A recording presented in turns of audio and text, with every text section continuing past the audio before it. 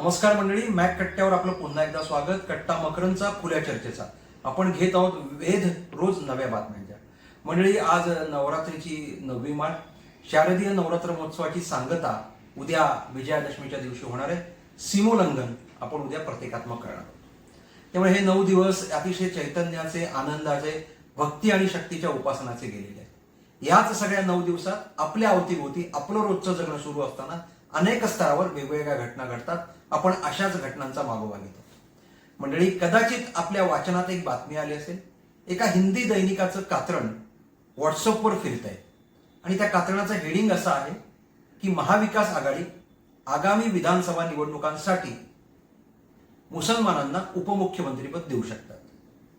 Deputy CM for Muslim, मुसलमानों के लिए deputy CM का पद देने की घोषणा, अशा स्वरूपाची ती बातमी आहे. अर्थात फॅक्ट चेक म्हणणं किंवा अन्य सोर्स म्हणणं ती अजून बातमी आपल्याला सत्य आहे की नाही हे तपासायचं आहे. तर तो मुद्दा आपल्याला करावा लागेल. पण बातमी फिरतीये, बातमी व्हायरल झालेली आहे. बातमीला संदर्भ दिला आहे की हरियाणात काँग्रेस हरली आणि हरियाणात काँग्रेसचा फटका इतका जबरदस्त बसलेला आहे की महाविकास आघाडीत महाराष्ट्रात खूप मोठी गडबड उडालेली आहे. आपण बघितलं, शिवसेनेचं जे मुखपत्र आहे सामना, त्यातून काँग्रेसवर यथेच्छ तोंडसूक घेतलेला आहे. काँग्रेसच्या नेत्यांनी उलट प्रहार केलेला आहे. त्यामुळे महाविकास आघाडीत ऑल वेल नाही हे हरियाणाच्या निकालामुळे आता अधिक उघड झालेले आहे. या पार्श्वभूमीवर आलेल्या बातमीकडे आपण डोळसपणे बघितलं पाहिजे. आणि म्हणून महाराष्ट्राचं आता इस्लामीकरण होणार आहे का? म्हणजे आधी महाराष्ट्राचं पुरोगामीकरण केलं गेलं आणि आता त्याच महाराष्ट्राचं इस्लामीकरण करण्याची योजना आहे का? मतपेटीचं राजकारण, सत्तेचं गणित, खुर्चीसाठी असं करताना कोणत्या प्रकारचे धोके महाराष्ट्रासमोर उभे आहेत त्याच्याकडे आपण लक्ष वेधलं पाहिजे. म्हणजे आपल्याला सगळ्यांना माहिती आहे, 1948चा संदर्भ आहे. तेव्हा एका जातीच्या विरोधात एक मोठं राजकारण केलं गेलं. घरांची जाळपोळ, त्याच्यानंतर देशोड दिलेलं लावणं, अशा प्रकारचा एक टप्पा. आधी टप्पा होता तो एका जातीच्या विरोधात, मग तो टप्पा हळूहळू हिंदुत्वाच्या विरोधात गेला आणि तिथं नेमकं पुरोगामित्व सुरू झालं. खरं म्हणजे महाराष्ट्र हे देशातलं सर्वार्थाने प्रगत, सुधारक राज्य आहे. या महाराष्ट्राने देशाचं सर्व स्तरावर खंबीर नेतृत्व केलेलं आहे. एक काळ असा होता की महाराष्ट्रात काय घडतंय, महाराष्ट्राने प्रश्नांची उकल कशी केलेली आहे, मग ते प्रश्न सामाजिक स्तरावरचे असो, राजकीय स्तरावरचे असो, प्रशासकीय स्तरावरचे असो, महाराष्ट्राने प्रश्नांना उत्तरं कशी शोधली आणि महाराष्ट्राने त्या उत्तरांची अंमलबजावणी कशी केली, याकरता उर्वरित सगळं राज्य महाराष्ट्राकडे बघत होती. आणि त्यामुळेच सर्वार्थाने महाराष्ट्र हा अव्वल होता. केवळ मुंबई ही देशाची आर्थिक राजधानी आहे म्हणून नव्हे, तर सांस्कृतिक, सामाजिक, शैक्षणिक अशा कुठल्याही क्षेत्रात महाराष्ट्राने एक समंजस, प्रगल्भ असं समाज मानसाचं दर्शन घडवलं होतं. असा महाराष्ट्र ओढून ताळून हट्टाने साधारणपणे 60च्या दशकापासून पुरोगामी करण्याचा प्रयत्न केला. पण पुरोगामी करण्याचा प्रयत्न केला म्हणजे काय केलं नेमकं? म्हणजे हिंदू विरोधाची धार वाढवत नेलेली आहे. होय, पुरोगामित्व, धर्मनिरपेक्षता ह्या शब्दांचे जे मूळ अर्थ आहेत ते बाजूला ठेवले आणि त्याच्या आधारे आपल्या सोयीचं राजकारण केलं. त्या पुरोगामित्वाचं किंवा सेक्युलरपणाच्या राजकारणाचं महत्व राजकीय पक्षांच्या लक्षात आलं. ते त्याच्यावर आरूढ झाले आणि त्यातूनच भेदांचे खेळ, जीवघेणे खेळ त्यावेळी सुरू झाले होते. त्यामुळे आता 2024ची निवडणूक आलेली आहे.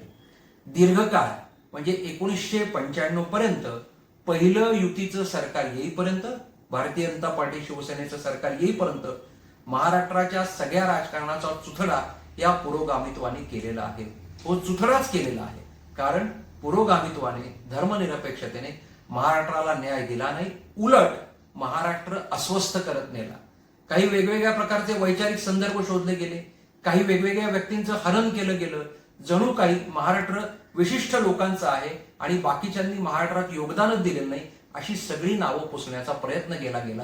आणि त्यामुळे पुरोगामित्वाचं एक वर्तुळ पूर्ण करण्यामुळे आज महाराष्ट्रात सर्वत्र आपल्याला एक अस्वस्थता जाणवते.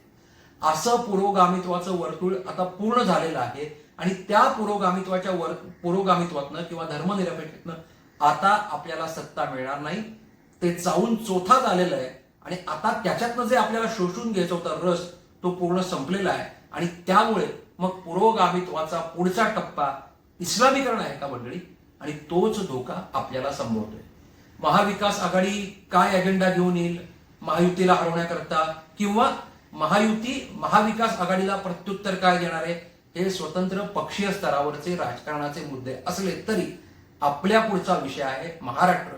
आणि ज्या महाराष्ट्राचं कारण नसताना पुरोगामित्व केलं गेलं तो महाराष्ट्र आता इस्लामीकरणाच्या वाटेवर ढकलण्याचा प्रयत्न होतोय का? मंडळी, पूर्वांचलातल्या काही राज्यांची स्थिती बघा, उत्तर प्रदेशमधल्या काही राज्यांची स्थिती बघा, बिहारमधल्या काही राज्यांची स्थिती बघा. त्या पार्श्वभूमीवर काही वेगळे प्रयोग महाराष्ट्रात करायचे आहेत का? बरं, हे इस्लामीकरण करणं म्हणजे महाराष्ट्रातल्या मुस्लिमांना न्याय देणं आहे का? तर तो कधीच दिला गेला नाही. उलट त्यांना सतत भीती दाखवली गेली, त्यांना सतत दडपणाखाली ठेवलं गेलं, त्यांना सतत हिंदूंच्या विरोधात उभं केलं. त्यांना जर न्याय दिला असता, त्यांच्या खऱ्या अर्थाने प्रबोधन केलं असतं, तर त्यांनी कदाचित समान नागरी कायद्याला विरोध केला नसता. त्यांनी लोकसंख्या नियंत्रण कायदा जो होतोय तो आपल्या विरोधातला आहे असं न मानता त्या कायद्याचं समर्थन केलं असतं. ह्या सगळ्या मुसलमानांचं जर प्रबोधन केलं असतं तर हबीब दलवाई यांनी मुस्लिम सत्यशोधक मंडळाची स्थापना केली, त्यांनी पाठिंबा दिला गेला असता. पण पुरोगामित्वाच्या झूल पांघरणाऱ्या कोणीही हे काही केलं नाही आणि त्याचाच पुढचा टप्पा म्हणजे महाराष्ट्रात इस्लामीकरण होणार का, हा धोका संभवतोय. मंडळी, आपल्या आजूबाजूला रोज वेगवेगळ्या घटना घडत आहेत. त्या घटना केवळ हिंदू विरुद्ध मुस्लिम अशा न बघता त्या घटनांच्या मागच्या मूळ प्रेरणा काय आहे. आजही जेव्हा गाझामध्ये काही घडतं तेव्हा सेव्ह गाझाचे मोर्चे महाराष्ट्रात का निघतात याचा विचार केला पाहिजे. आपल्याला माहितीये श्री छत्रपती शिवाजी टर्मिनसच्या समोर जो गोंधळ घातला गेला, रजा काय होतं, या सगळ्या पार्श्वभूमीवर गल्लोगल्ली कधी श्रीरामनवमी जयंतीच्या निमित्ताने, कधी कुठल्या सणाच्या निमित्ताने, कधी गणपती विसर्जन मिरवणुकीच्या निमित्ताने जे काही घडतंय त्या सगळ्याचे जर आपण बिंदू जोडले आणि त्यातून होणारी जी काही एक आकृतीबंध तयार होतोय, त्यातून या इस्लामीकरणाचा धोका महाराष्ट्रावर आहे का अशी शंका येते. आणि म्हणून मी असं सुरुवातीला म्हटलं की ती जी बातमी फिरते ती सत्य आहे का असत्य आहे, ती अफवा आहे की नाही हे आपण शोधूया. पण मंडळी, सीमोल्लंघन करायचं म्हणजे काय हे आपण ध्यानात घेतलं पाहिजे. आपण रावणाचं दहन करतो म्हणजे काय हे ध्यानात घेतलं पाहिजे. हे सगळं प्रतिकात्मक आहे, अगदी आपल्या मनातल्या वाईट प्रवृत्तींना जाळण्याकरता ते आपण करत असतो.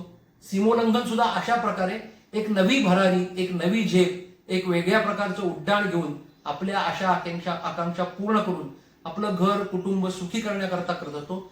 तसं या समाजाचा हिताचा विचारही सीमोल्लंघन करताना केला पाहिजे. आणि मंडळी, जबाबदारी वाढली आहे. विधानसभा निवडणुकांची घोषणा कोणत्याही क्षणी होईल. अशा काळात राजकीय पक्षांना जे करायचे ते करू द्यावं, पण जागरूक नागरिक, सुजाण मतदार आणि सच्चे महाराष्ट्रीयन म्हणून आपली जबाबदारी वाढली आहे, विसरता येणार नाही. मंडळी, आज इतकंच. मॅक कट्टा मकरंदचा खुल्या चर्चेचा लाईक करा, शेअर करा, सबस्क्राईब करा. धन्यवाद.